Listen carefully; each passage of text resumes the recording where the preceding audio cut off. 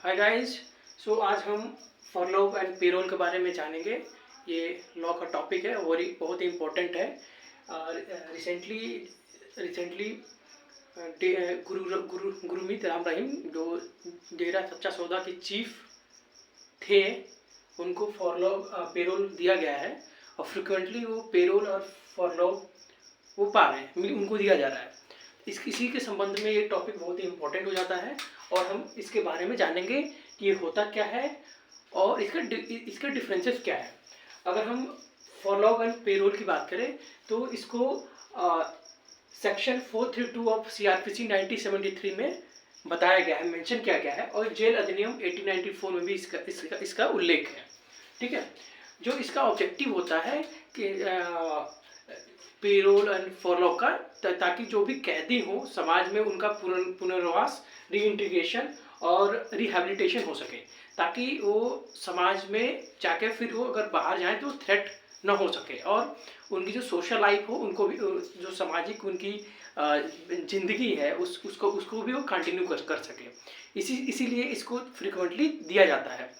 और अगर हम इसके डिफरेंसेस की बात करें तो पेरोल जो होता है जनरली आम तौर पे ये डिपेंड करता है कि आपका बिहेवियर कैसा है इन द प्रिजन, और ये डिपेंडिंग ऑन योर बिहेवियर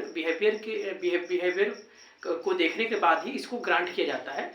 जबकि फॉरलॉग में ऐसा कुछ नहीं होता है, ये एक प्रिजनर का राइट होता है आफ्टर सर्विंग अगर कुछ समय प्रिजन में सर्व करने के बाद।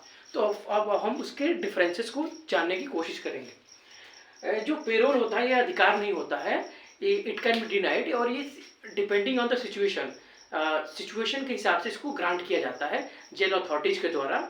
लाइक समबडी किसी के घर में किसी की डेथ हो गई, इस सिचुएशन में प्रिजनर को, जो कैदी होते हैं, उनको ग्रांट किया जाता है।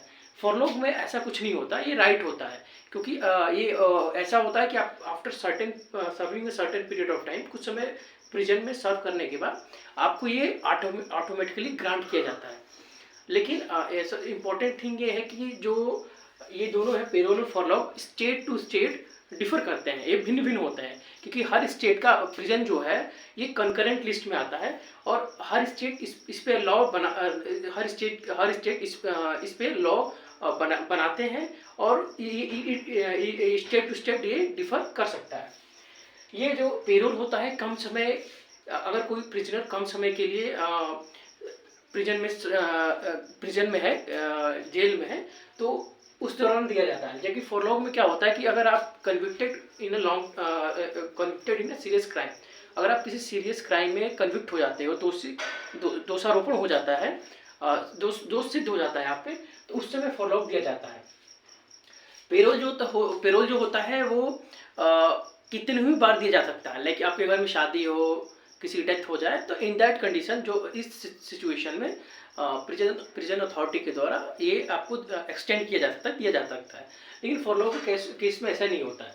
ये आपको सर्टेन, इसमें होता क्या है कि आपको सर्टेन टाइम प्रिजन में रहना पड़ेगा, सर्व करना पड़ेगा, और देन इसको आपको एक्सटेंड किया जाएगा। आमतौर पे जो पेरोल होता है 1 महीने के लिए दिया जाता है, लेकिन ये इसको एक्सटेंड, मतलब इसको बढ़ाया भी जा सकता है, क्योंकि हर स्टेट का अपना लॉ है इसके संबंध में, तो ये डिफर कर सकता है। फॉरलॉग में जनरली क्या होता है कि 14 दिनों के लिए दिया जाता है, लेकिन ये भी चूंकि state to state law differ करता है, तो इसको एक्सटेंड भी ज़्यादा भी हो सकता है, बढ़ाया भी जा सकता है। पेरोल में किसी एक विशेष परिस्थिति का होना बहुत ही अनिवार्य है, अदरवाइज आपको स्पेसिफिकली बताना पड़ेगा कि हमें किसके लिए ये चाहिए। लेकिन जो फॉरलॉग होता है, इसमें किसी विशेष परिस्थिति के बारे में बताना जरूरी नहीं है, और ये इसको, क्योंकि ये कैदी का अधिकार होता है, ये एक्सटेंड किया जाता है। धन्यवाद।